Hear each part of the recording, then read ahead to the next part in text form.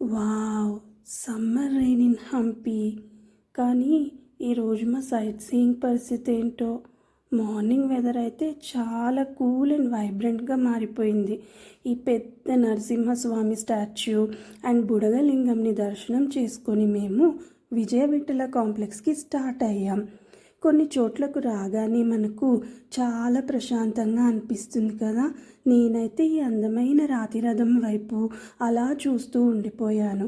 ఈ సప్తస్వరాల పిల్లర్స్ నిర్మించడం వెనుక ఉన్న కళ శతాబ్దాలు దాటినా సజీవంగా మనకు కనిపిస్తూనే ఉంది.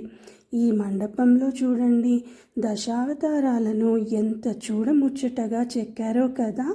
ఇక్కడ చూడండి, కూర్మ అవతారము ఇంకా మత్స్య అవతారం కూడా కనిపించింది కదా. ఇక్కడ చూడండి, నరసింహస్వామి అవతారము ఇంకా వామన అవతారము.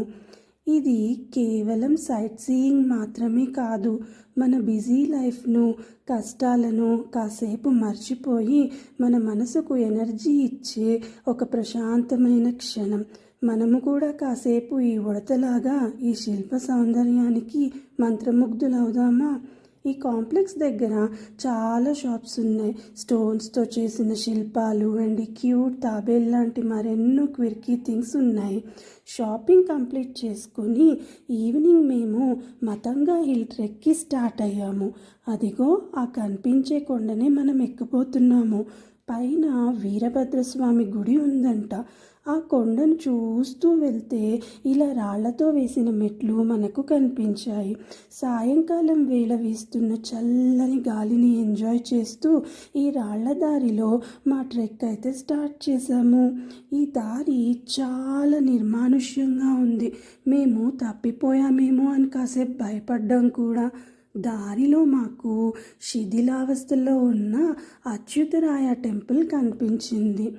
కొంచెం ముందుకు వెళ్ళగానే మతంగా హిల్ స్టార్టింగ్ పాయింట్ కనిపించింది.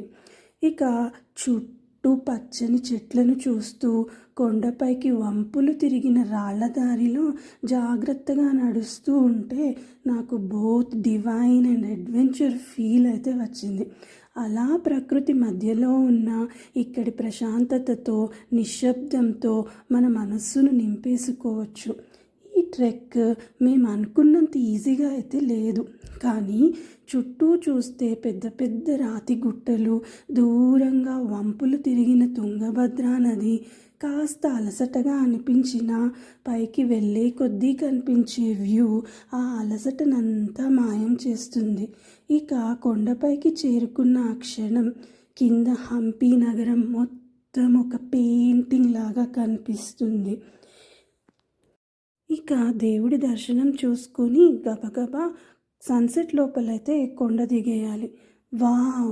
అలా గుహలో నుంచి బయటకు రాగానే తుంగభద్ర రివర్, చుట్టూ హంపి బౌల్డర్స్ అండ్ దూరంగా విరూపాక్ష టెంపుల్ గోపురం కనిపించాయి. ఈ ఎక్స్పీరియన్స్ మాటల్లో చెప్పలేను. ఇవి నాకు లైఫ్ లాంగ్ గుర్తుండిపోయే మధుర క్షణాలు.